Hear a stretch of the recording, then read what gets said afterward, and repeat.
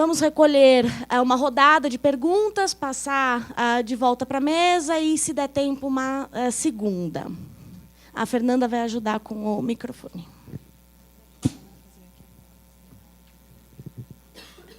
Eu sou Camila, então eu queria fazer uma pergunta que acho que pode ser endereçada para todas.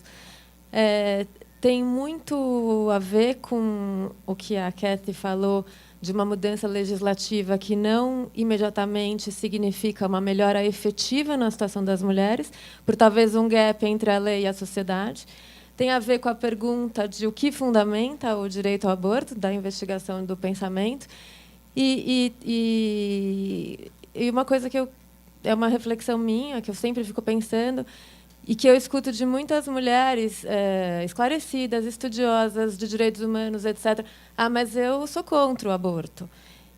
E eu queria perguntar o seguinte, será... E só uma colocação, tipo, quando a gente fala em direito ao corpo da mulher, para mim, um argumento contrário ao aborto que poderia ser levantado nesse aspecto por exemplo, ninguém tem direito absoluto ao próprio corpo, nem o homem no direito brasileiro. Se eu quiser vender um rim meu, eu não posso. No Brasil, eu não posso fazer a barriga de aluguel. Então, a gente tem um ordenamento limitativo do corpo envolvendo homens e mulheres. O que eu acho que está muito ligado à ideia de sacralidade do corpo no direito brasileiro por inspiração católica. Então, o que eu queria, e até não é coincidência, que todo o movimento conservador tem a ver com as bancadas religiosas. Então, eu queria perguntar para todas as estudiosas por que nunca, pelo menos eu vi, por que não se bater muito na questão do direito ao aborto e aos direitos reprodutivos como uma expressão da garantia do Estado laico? Ou seja, você não precisa concordar e querer fazer você, mas o Estado não pode te dizer se você pode ou não fazer. Então, é isso. Thank you for such a brilliant panel. I learned a lot. So I'll keep my question rather brief. It seems like from the comparison between the Brazilian context and the South African context that actually it reiterates what feminists have known for a very long time, which is actually two very different legal models can produce very similar outcomes for the common women, so to speak. So I guess there's the whole issue between having formal rights and then contrasted with substantive access to institutions of public health, and also the malleability of rights discourse and victims discourse. So I guess the question is whether the law is a misplaced site for feminist law reform.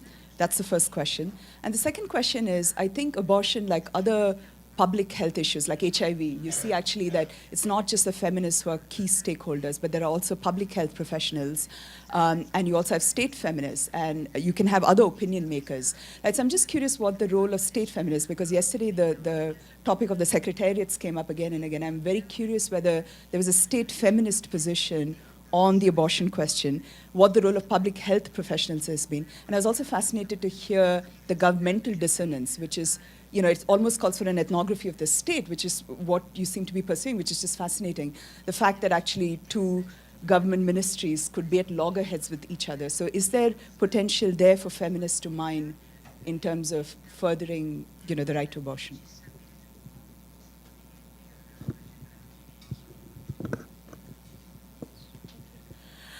So thank you. I also wish to join the good words about this panel. It was really, really interesting. And I have two comments and questions. The first is to all panelists, and it continues Prabha's point about these two different legal systems which produce similar outcomes. And I think that what I read between the lines is the dominance of doctors, even in situations of illegality and in situations of legal abortion, to determine women's lives. And I'm thinking here a lot about the scholarship in disability studies, on the criticism on the medical approach, and how should we see and shape and think of ethics of doctors and of health services generally to deal with this issue. So I would really like to get your input on that.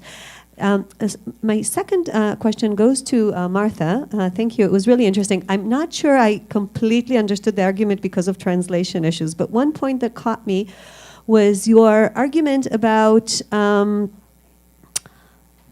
the use of human rights discourse by the conservative government. And I push you to look at it from a critical perspective. Like, what does human rights mean if everybody can start talking human rights and infringing the rights of people by using this discourse? Because this discourse, which has been criticized on various different levels, this is a very good example of how it can be utilized for the infringement of human rights for a particular group, and I would really like to hear your thoughts about that. Thank you.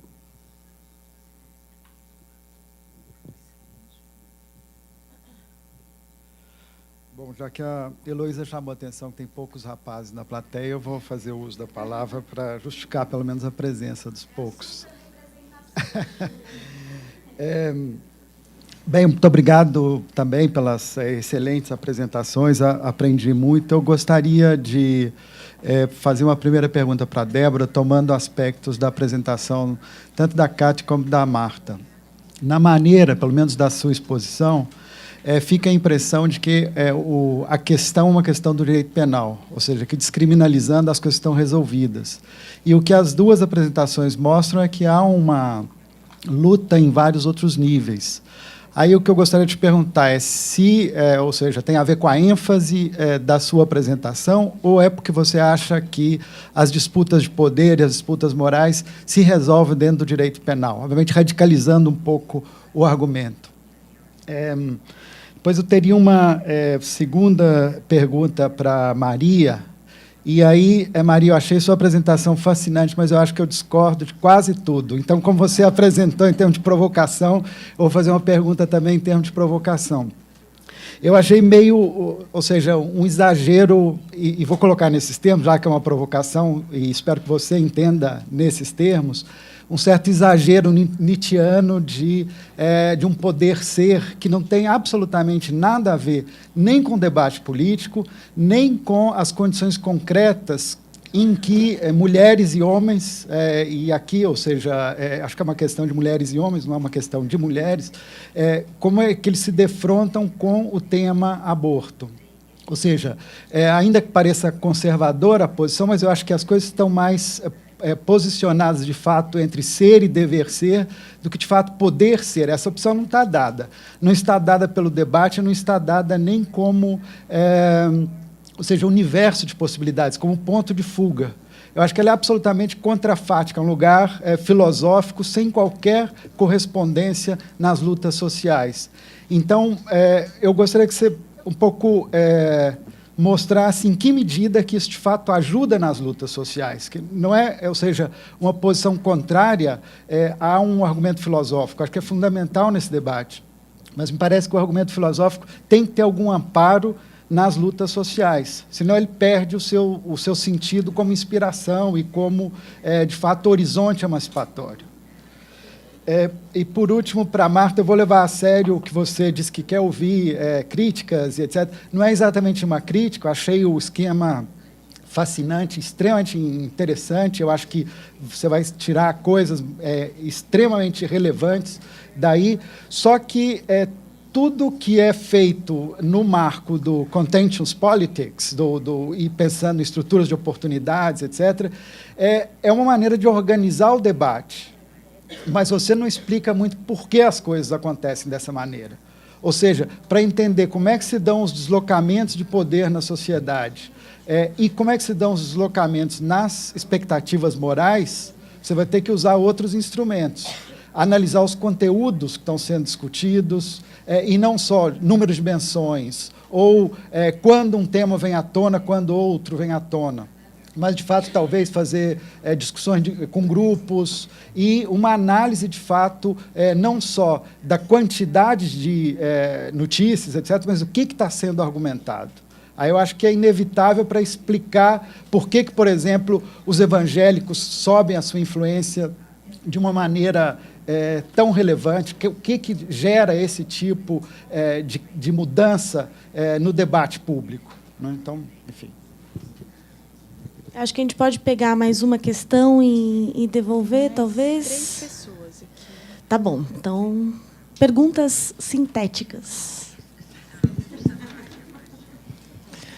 Yes, I'll be very brief, and I'd like to echo what everyone has said about this very extraordinarily interesting panel.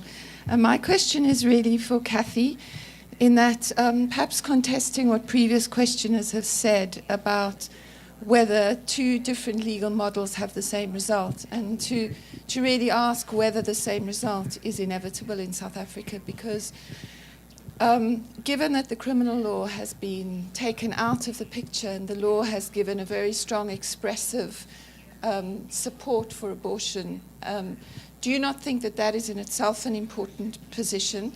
And secondly, to ask about Section 7, which requires the state not just to respect, but also to protect, promote, and fulfill rights.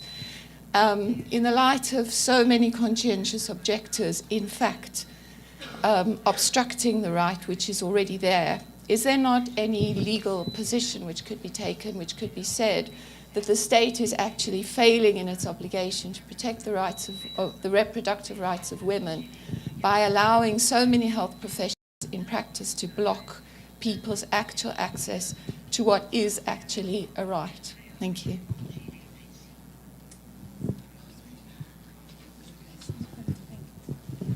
Thank you for your presentations. They were all really interesting. My question is for all the panelists on, so the idea is that women who had an abortion tend not to speak about it to each other or to anyone else and keep it very personal, very private for lots of reasons. We look at maybe other identity politics movements in law and how important it has been to have people come out and say, I do have HIV/AIDS, or I am in a homosexual union. And is there any usefulness, or is it appropriate to ask women to come forward and identify as having abortion to help remove maybe the stigma, to help advance rights to abortion on a gender equality basis?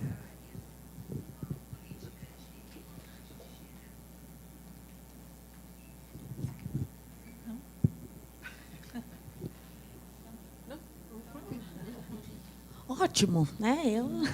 Recolhido. Teremos um café, as pessoas ficarão por aqui. Acho que outros comentários e perguntas poderão ser feitos no nosso agradável coffee break do lado direito da sala. Eu vou passar o retorno para as professoras e pedir que elas tenham de 4 a estourando 5 minutos para responder e suas observações finais e comentários também com as apresentações das outras painelistas. E já passo a palavra para a professora Débora.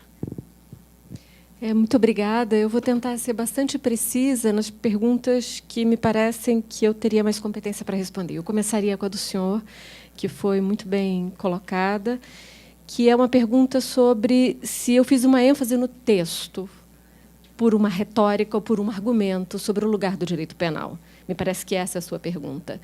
A minha ênfase ao localizar essa miríade de disputas sobre o aborto que nos foi apresentada pela Marta no registro da criminalização, é porque essa miríade ela se redescreveria se o aborto não fosse crime.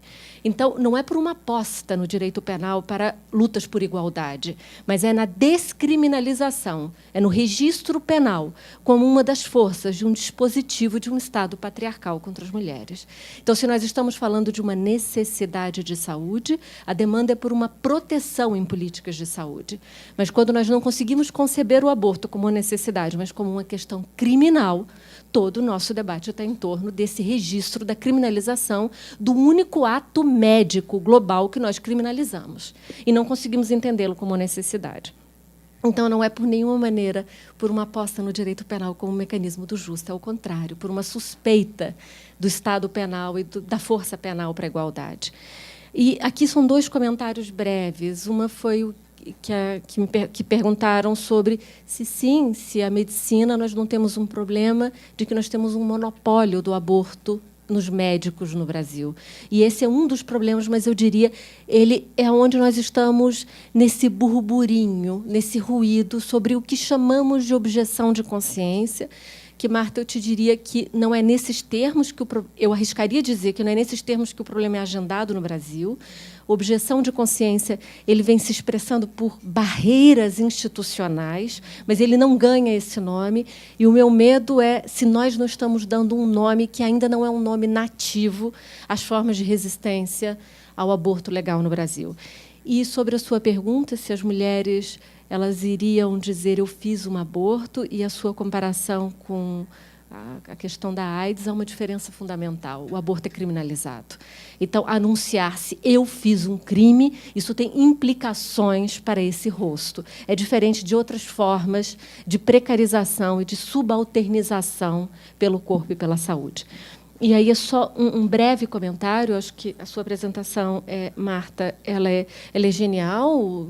Eu acho que você tem um desafio a responder ao professor, mas ela nos dá um panorama. Eu só queria talvez pensar em 2 momentos que me parecem muito importantes. A sua hipótese sobre 2005 é um momento de resistência do legislativo. A minha contra-hipótese seria que 2005 é a ADIM de biossegurança no Supremo. O debate sobre aborto ele é alterado nesse momento da história brasileira. A pergunta da ADIM é quando tem início a vida. Não, e a pergunta do Fonteles foi essa. Quando as audiências públicas são convocadas, nós tínhamos um enorme problema naquele momento, que se aquela ADIM passasse, nós não tínhamos mais o que conversar sobre aborto. Nós tínhamos uma compreensão que até aquele momento ela não era o nosso agendamento. Tanto que a ação de anencefalia ela tem as audiências públicas primeiramente convocadas, antes da de biossegurança, e nós temos um atraso de 1 década para esse julgamento, porque tudo se resolve sobre a lei de biossegurança. E o conflito era no legislativo, porque era a lei de pesquisa com células-tronco.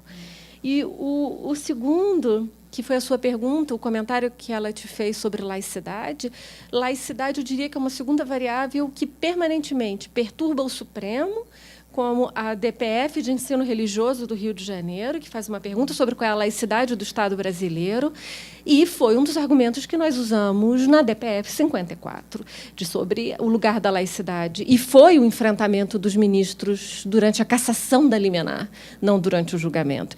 E só para, então, finalizar, eu teria muita dúvida. É claro que uma perspectiva feminista, como é a sua, o movimento somos nós, o contramovimento são eles. Mas eu teria muita dúvida se a história da última década nós não somos o contramovimento dentro dessa grande onda de retrocesso no tema do aborto. Aqui me parece que importa para a qualificação de quais são as forças hegemônicas. Muito obrigada. Muito obrigada, professora Débora, cirúrgica. Vamos a cancelar todos os outros painéis, vamos ficar só na discussão de aborto. Não, brincadeira, a gente vai continuar. Professora Cat, por favor. Thank you. I'll try and be quick. The first question about the grounding for the right to abortion. If you're arguing a privacy right, which I'm not sure you were, but you seem to be suggesting a kind of leaving alone by the state, then that can become problematic in the American sense that a privacy right doesn't guarantee necessarily positive obligations. It seems to me that the grounding lies in the relationship between freedom and equality. And it's not just around women's control over their body, but very much around women's moral autonomy and the moral autonomy that women have to make choices. And the fundamental battle that we face is a battle around, are women agents, constrained agents, but are women people and agents, or are they victims deserving of protection and paternalism? And the anti-choice arguments really do not at all, I think, see women as adults, as people who are capable of exercising moral choices around their lives, whereas the feminist or the pro-choice arguments are really trying to argue around the autonomy of women over their bodies, but also to say that it's an autonomy that is not an individualized abstract autonomy. It is one that is exercised in the context of their conditions. And really what we need to be persuading people legally and politically is an understanding of those conditions of inequality that structure those choices, and to win respect and understanding of those choices. So I would locate it in the relationship between freedom and equality. And that's really, I think, what a lot of my paper will be talking to. Is law a misplaced site for feminist law reform? No, I don't think in abortion it was. I mean, I think it was critical in South Africa that we got the constitutional framework and the legal framework, because although we have problems in access, there's still 70,000 women a month accessing safe legal terminations in South Africa, versus 5,000 a year under the old regime. And as Sandy said, it provides the framework for pushing forward on a whole lot of issues. The problem in South Africa, I think, is that there's been a failure of... There was the legislation there were compromises in the legislation. So conscientious objection, for example, was not dealt with, and it has remained a problem, and that has not been grasped by litigation in the way that Sandy suggests in terms of Section 7 and Section 27 and other rights. But I certainly think there is a lot of opportunity to deal with some of the problems through legal struggles and to some extent through political struggles. In terms of the role of doctors, I think in South Africa it is a problem because of the hierarchy of hospitals, and doctors are often the ones who are in control in terms of deciding whether their particular clinic is going to be designated or not. The push from the people supporting abortion is really trying to push a lot of the services to midwives, and really to get midwives to be controlling the services and doctors out of a lot of the services, very briefly. Okay, just the last one. I think I've missed a few. Is it a good strategy to have women identify as having an abortion? We did do that in 1995 when the law was passed. Women came to Parliament, but it's very difficult for women to stand up and say that publicly. But it became an incredible part of that strategy. When the abortion law was challenged in terms of amendments a few years ago, there was an attempt to put in amendments into the Act that would have made it more difficult for women to have abortions. There was a series of public hearings that were held, and the Reproductive Rights Alliance, of which I was a part, worked with poor women in social movements because we thought that those women should attend the hearings and be able to speak about the right of abortion, not as having had an abortion themselves, but being able to speak about the need for abortion in their communities. When we got to the hearing, it was full of religious anti-choice people. So I was able to go up on stage right after a black woman doctor who told everyone that abortion was killing babies. And I was able, it was fine for me to go up in front of this hostile audience and tell them they were wrong. But the woman who we were working with sent us a note saying, we cannot speak here. They felt completely disempowered in terms of being able to speak in that audience, even about protecting the right, never mind, I've had an abortion myself. So it's a strategy that we need to think about and work towards, but it's a very difficult strategy for women to do. Só um comentário, professora Maria, antes de passar a palavra. Em relação ao tema da laicidade, né, e sua interface com todos esses temas, é muito interessante observar o papel e a força que se tem, né, no Supremo Tribunal Federal, por exemplo, em diversos casos, né? Então, células-tronco, anencefalia, união homossexual e diversos outros, né, ensino religioso, há de fato uma articulação jurídica muito forte e muito presente no tribunal, né? E resistir a esse movimento é sempre um desafio. Desculpa, professora, já passo a palavra. Imagina, pelo contrário, a sua fala ajudou a esclarecer algumas coisas aqui. Essa pesquisa que eu apresentei muito brevemente, ela é parte justamente de uma análise de 2 julgamentos do Supremo, tanto a dos fetos anencéfalos quanto das células-tronco, e numa comparação da noção de maternidade que é utilizada nos 2 casos. É bastante no mínimo interessante a diferença que é utilizada nos 2 casos pelos mesmos juízes, pelos mesmos ministros, né?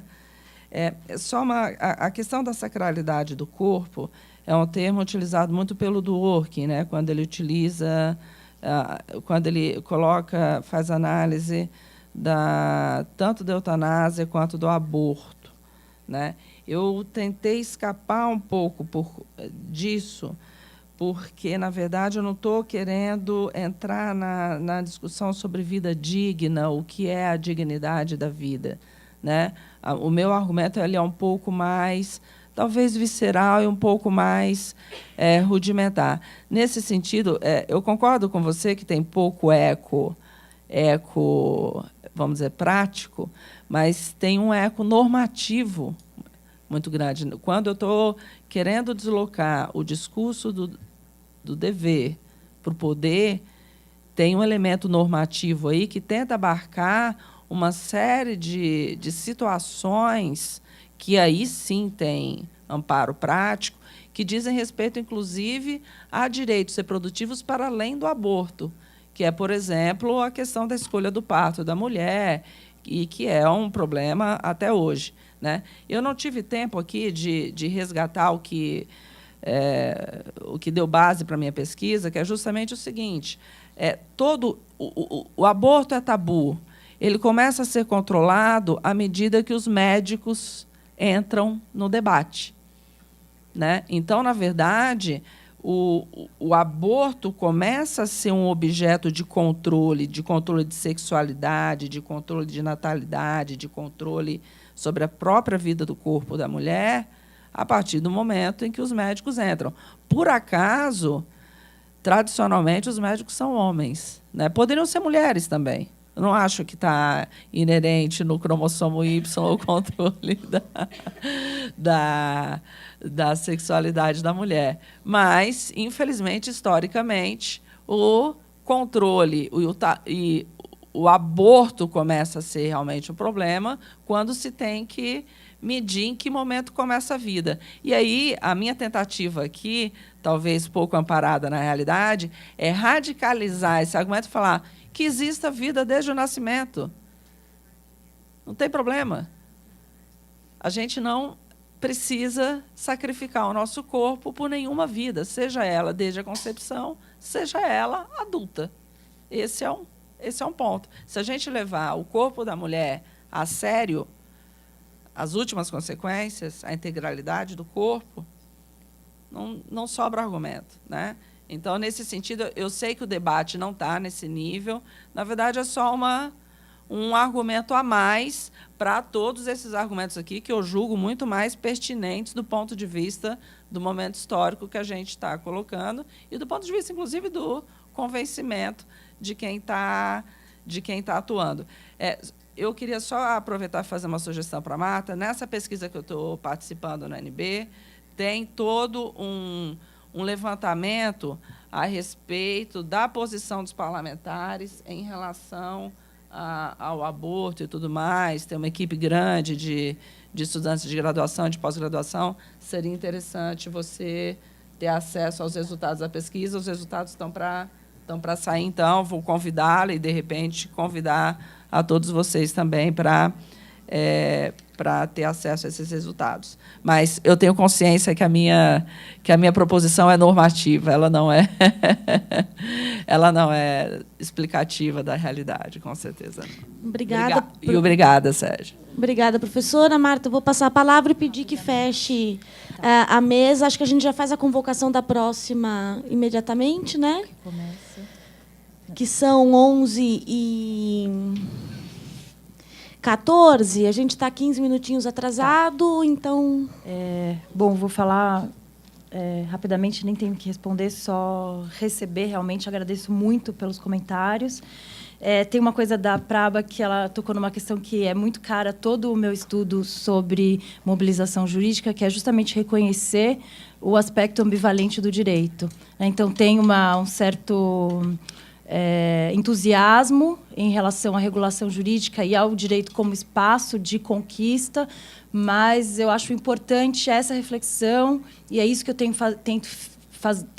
fazendo na minha trajetória de pesquisa, quando comecei a estudar movimento negro brasileiro, depois estudei as disputas pela lei de violência de gênero e agora estou na questão do aborto, que é essa ambivalência do direito, né? Então, acho importante reconhecer isso e aí olhar que ele pode ser apropriado pelos outros, que o discurso pode ser apropriado é importante, né? Então, faz parte desse pressuposto. Então, não acho que a gente eu tenha como dizer que a forma como os movimentos conservadores utilizam a linguagem dos direitos humanos seja, a princípio, uma maneira inadequada, né? Eu acho mais interessante pensar que o campo do direito é, em si mesmo, um campo de disputas, né? E o que você... e a ideia mesma de direitos humanos, em algum momento, pode também ser colocada em disputa. Eu acho essa disputa interessante, né? Então, eu não faço um argumento, a princípio... me parece, eu observo isso com mais interesse do que com uma posição normativa em relação a isso. Uma coisa interessante, enfim, o Sérgio me pegou justamente o ponto de maior conflito do meu desenho de pesquisa, que é esse, né? Como é que eu consigo, como é que eu tento ver o tema, o desenvolvimento do tema no tempo, mas sem perder a especificidade e com esse desafio de querer ver como é que os contextos morais entram no direito. Esse é o meu maior dilema, do ponto de vista de como eu me coloco como pesquisadora. Eu estou muito mais perto de uma etnografia, me aproximo muito mais, acho mais interessante para entender o de uma etnografia do que da ciência política quantitativa. E por isso que eu estou tentando aliar um momento em que eu faço uma trajetória mais panorâmica. Mesmo nessa trajetória mais panorâmica, eu estou super interessada no tipo de argumentação. Então, a análise da mídia, das justificativas dos projetos de lei e tudo isso, esse foi só uma primeira apresentação. Me interessa muito a argumentação, o framing, né, justamente para pegar essas disputas, né? E aí, por isso que eu tentei escolher alguns momentos em que eu conseguisse observar mais profundamente como é que as disputas foram entrando ou não no Estado, né? E aí, eu estou tentando pegar isso via entrevista, não sei se vai ser suficiente. Mas você pegou justamente no meu dilema. E aí, acho que a Débora coloca uma outra coisa que é muito interessante, que talvez não seja o caso de estudar momentos, mas sim questões, né? Essa é uma sugestão muito valiosa. Quando você fala da laicidade, por exemplo, do ponto de vista das disputas, eu acho muito interessante a disputa, inclusive em relação ao termo laicidade. Já detectei alguns parlamentares que discursam em nome da laicidade, parlamentares religiosos que discursam disputando a ideia de laicidade, e eles dizem é o Estado laico que me permite vir aqui defender a minha posição religiosa, né? Então, assim, eu acho que a gente está num momento, numa coisa muito interessante de, talvez, a gente tenha aqui a própria laicidade, já não como garantia de qualquer coisa, mas como um campo de disputa. O que é laicidade hoje, onde eu tenho uma presença tão forte da religião e dos discursos morais na política, né? Então, a nossa separação, talvez o esquema que a gente tenha montado de separação, direito moral, direito religião, Estado laico, não esteja dando conta de entender a disputa política agora. Se a gente talvez talvez a defesa dessa separação montada do Estado moderno não dê conta para a gente enfrentar o que está acontecendo agora. Talvez a gente tenha que entender que, bom, eu tenho que disputar isso também, né? E aí, Napoleão era defensor do Estado laico. mas, enfim, agradeço muito os seus insights. Acho que a gente vai ter que conversar muito mais. E outra questão que me angustia também é a denominação. Claro, movimento tem esse protagonismo, né, da gente querer conquistar, e um otimismo, né, da gente achar que é movimento social. Mas essa coisa também, aí, lendo muita coisa, assim, a minha própria dificuldade como pesquisadora feminista de admitir que é um movimento social, já começou daí, né? De admitir que os conservadores são também movimento social. Eu comecei já incomodada com isso. Não tinha pensado nessa coisa de movimento contra movimento, tem uma relação de força, mas tem várias outras questões. Outro dia eu fui numa discussão em que uma pessoa do movimento feminista dizia: eu não gosto da utilização da palavra fundamentalista, por exemplo, porque ela ela pode ser ela reproduz um discurso conservador em relação ao mundo árabe. Então a gente também tem, inclusive, eu tenho uma dificuldade de entender se eu chamo eles de conservadores. Contra direitos, eu comecei e vi que não era também possível falar contra direitos, porque eles utilizam a via dos direitos. Então, essa é uma discussão interessante aqui para a gente da academia, né? Para pensar as categorias de disputa: conservadores, fundamentalistas, contra movimento, contra escolha. Eu tô no pró-escolha, contra escolha, por enquanto, mas não sei se sustenta. Obrigada, Marta. Só um aviso geral. A professora Débora teve a gentileza de compartilhar aqui comigo nessa mesa alguns dos artigos que fundamentam essa fala e que são o cenário dessa fala dela de hoje.